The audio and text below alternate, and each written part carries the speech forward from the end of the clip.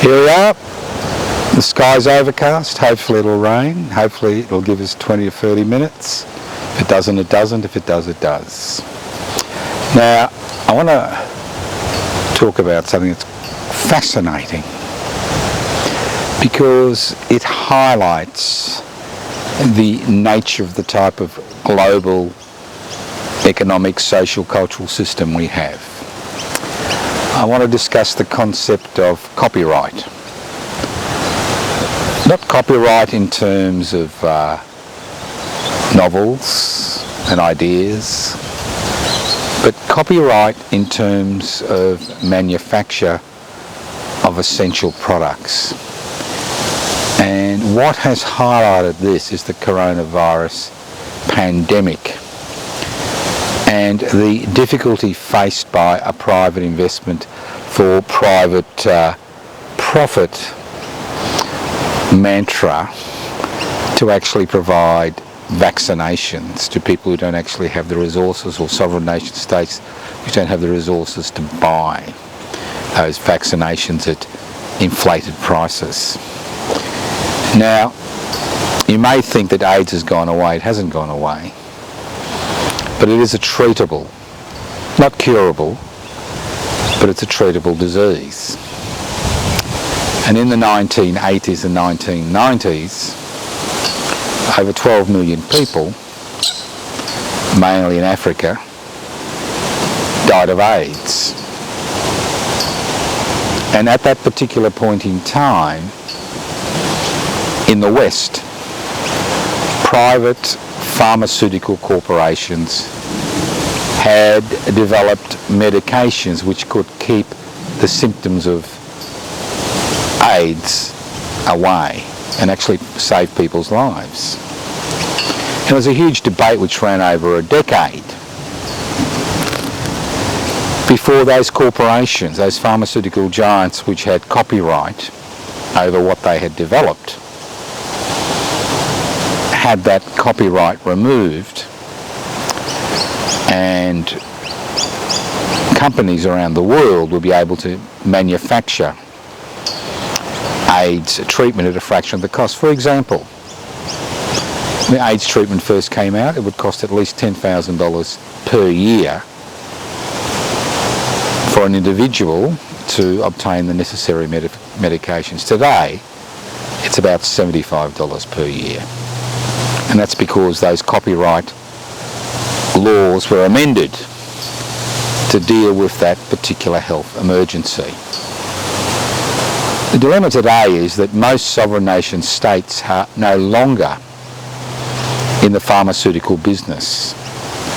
They're no longer in the business of developing pharmaceuticals for the people they govern. That has been given over to private corporations, and nothing highlights this more than the COVID-19 pandemic. Just going through the Australian experience, in the mid-1990s, the Keating-led Labor government privatised the Commonwealth Serum Laboratories for about $275 million, for about a cost of $2.75 per share. Today's shares, I think, are over $300 each.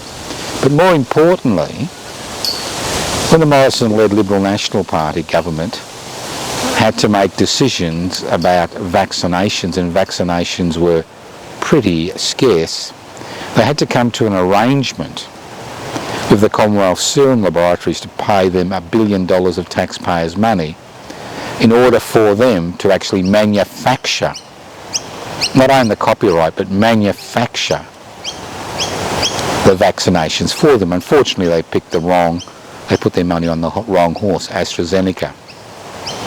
So that $1 billion was wasted.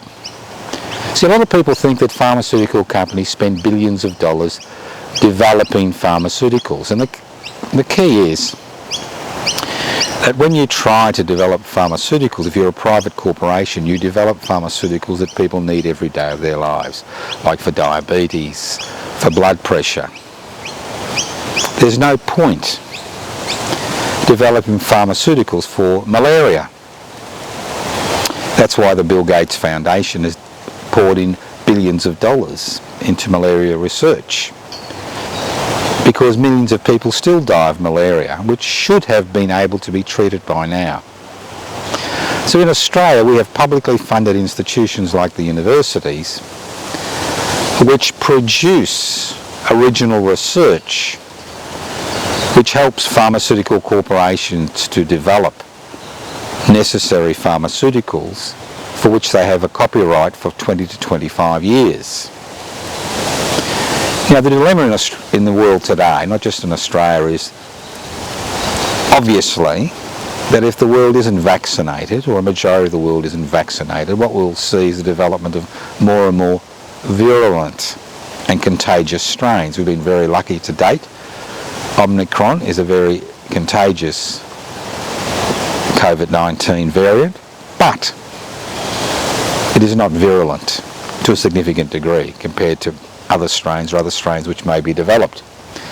But the dilemma is, what we were relying on is richer Western nations buying vaccination from a handful of pharmaceutical medications, pharmaceutical companies which are producing vaccines, both mRNA and traditional vaccines, to vaccinate people. And what we are seeing is sovereign nation states absolving themselves of not only the responsibility of developing vaccinations for their people and the people around them, but abrogating their responsibility as far as copyright is concerned, because these corporations do not just sue the companies which produce vaccines illegally, they also sue the nation states where these companies are headquartered. But there is a mechanism via which nation states can come to an agreement, pay compensation to private pharmaceutical corporations, and actually made the recipes for vaccinations freely available to any corporation or any sovereign nation state which wants to manufacture them for their people. But currently we have a stumbling block. Both the United Kingdom and Germany refuse to give permission for the copyright to be removed from these critical, essential vaccinations. Already almost 10 million people have died from various strains of COVID-19. We may see another 10, 20, 50, 100 million people die. We may see the development of quite virulent variants which may kill tens of millions of people. And it all hinges on vaccination levels. And we're seeing these private corporations dominating the marketplace and charging extraordinary prices, not just to recover their costs. We always hear the sob stories about the fact they need to recover their costs. But not just to recover their costs, but maximise their profits at the expense of human beings, as we saw with the AIDS epidemic, where over 12 million people died unnecessarily because nation states couldn't come to an agreement regarding the waiving of copyright on treatment that had been produced to deal with AIDS. And that's the dilemma we face in the 21st century. And this is what happens when you privatise essential services. Historically, the Australian government understood the need for vaccination, and the Commonwealth Serum Laboratory was formed in 1911. 1911, over 111 years ago. Privatised in 1995. And what we did is not only stop production but we actually stopped research. We stopped research, and today we see governments around the world giving these large pharmaceutical corporations handouts to maximise their profits.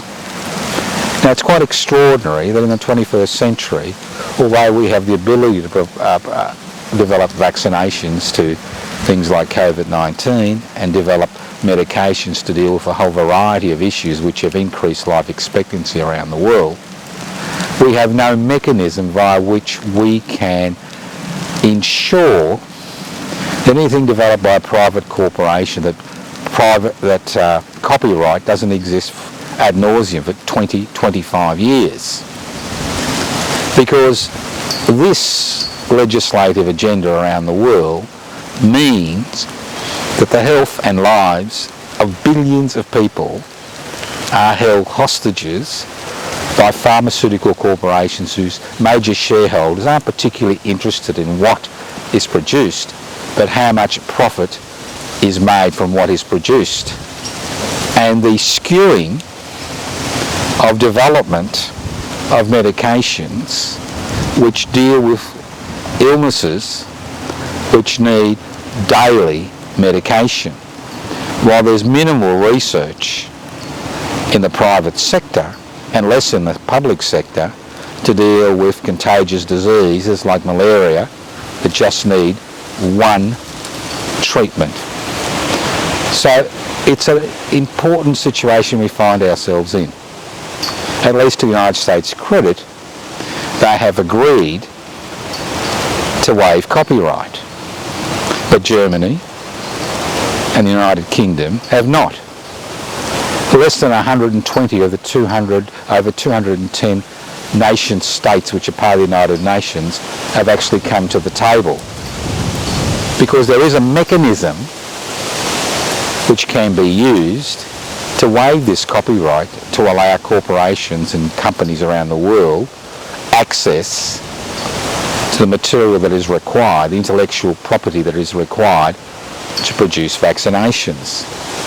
So, in Australia, public interest before corporate interest has been campaigning vigorously with no success whatsoever, against the privatisation of essential infrastructure and essential services.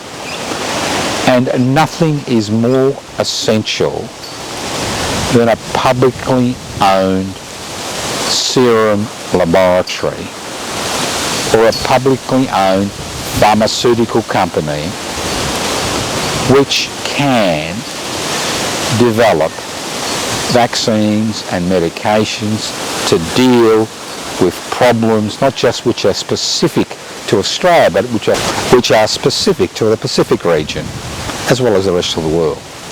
Now this country has always punched above its weight as far as research is concerned, but unfortunately most of the original research which is performed in this country, which goes anywhere, is sold to private corporations, and the scientists and the people involved in the development of that particular intellectual property sell that intellectual property to private corporations to maximise profits, because there's minimal resources, public resources, go into supporting research in this country.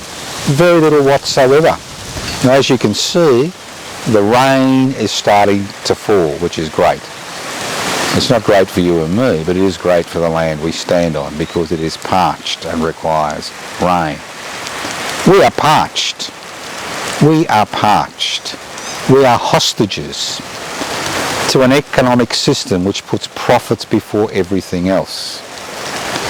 We are hostages to an economic system that rewards corporations with copyright laws which allows them to exploit other people's misfortune and misery for up to 25 years, maximising company profits while at the same time maximising those profits irrespective of the damage which is being done to people around the world and sovereign nation states which don't have the resources to access those pharmaceuticals. It's all very well to say there's competition because there's 2 or 3 vaccines now available. It's not about competition. It's a little bit like the competition you see at petrol stations. They all basically sell petrol at the same price with minimal variations. So the same with these large pharmaceutical corporations. They set prices at such a level as to maximise profits. So this is a challenge. It's a challenge to be filming in the rain. It's a challenge to be able to turn back the privatisation tsunami. And we need to turn it back, not just in terms of pharmaceutical corporations, but in terms of essential products and services, in terms of doing things for society which go beyond private investment, beyond the private investment for private profit mantra. The next federal election is around the corner. You'll hear nobody talk about this. Nobody. Everybody accepts the private investment for private profit mantra. Currently, welfare groups and the trade union movement have joined together to provide more what they describe as social housing, not by forcing state and federal governments to invest in the housing market, but by getting the private sector to invest in the public housing market. The whole situation is totally ludicrous. Nothing highlights this than what happened with the AIDS pandemic, and nothing highlights this in February 2022 more than what's happening with vaccinations, private pharmaceutical corporations and sovereign nation states refusing to waive these copyright laws because it may infringe on the profitability of companies that are located in their jurisdiction. Ultimately, what happens is up to you. It's not up to me, it's up to you. You either do something about it, raise the issues among your family, friends, political leaders, social leaders, cultural leaders, religious leaders, the people at work, the people in your church, in your temple, in your mosque, in your synagogue, your pub, your RSL. This is an exceptionally important issue that goes to the very heart of the type of people and the type of society we are. The rain is welcome. It's wonderful. Your participation in a campaign to override these copyright laws to ensure that everybody has equal access to vaccination, everybody who wants it has equal access to vaccination, is almost